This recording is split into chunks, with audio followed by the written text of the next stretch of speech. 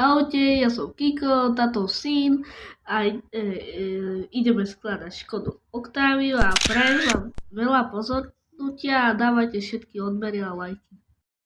Na spodnú hladkú stranu ľavého predného gumového koberca podlahy interiéru 65A, označený L1, nalepte rovnobežne s hornými drážkami koberca pri rohovom výreze pások strednej obojstrannej lepenky 64D, pások krátkej obojstrannej lepenky 64C a na druhý kraj doprostred pások dlhej obojstrannej lepenky 64E.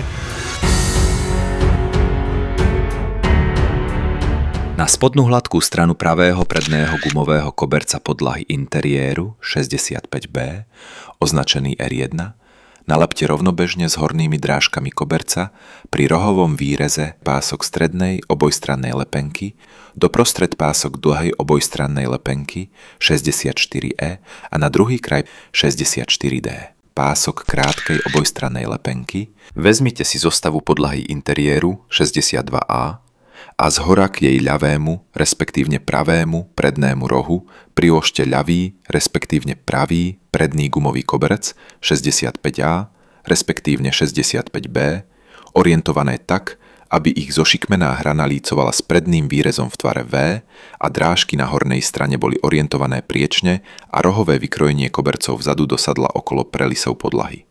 Po starostlivom usadení ich k podlahe na niekoľko sekúnd po celej ich ploche pritlačte.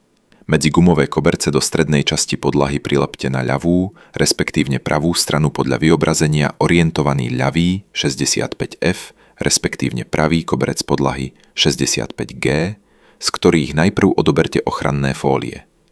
Ich okraje zasuňte pod nalepené gumové koberce podlahy. Zhora do dvoch pozdĺžnych prelisov po stranách podlahy interiéru 62A vložte oboma lyžinami pojazdu 57F. Zo spodnej strany podlahy 62A zaistite lyžiny zostavy sedadla vo vyznačených otvoroch 4 skrutkami AP.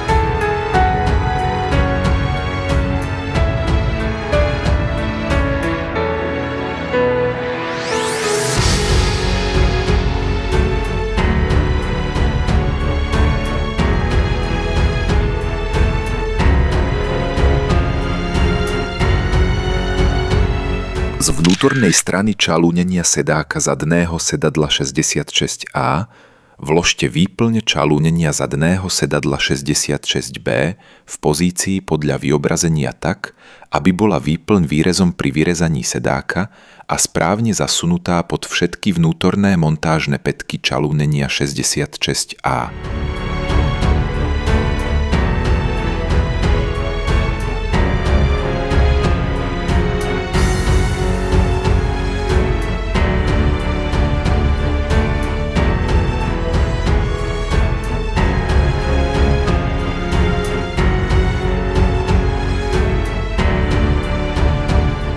Vnútornú časť sedadla zadného sedadla 67A vložte zo spodu do čalúnenia sedáku zadného sedadla 66A tak, aby všetky montážne pätky čalúnenia zapadli do výrezov v bokoch vnútornej časti sedáku a aby otvory pätiek dosadli na montážne stĺpiky.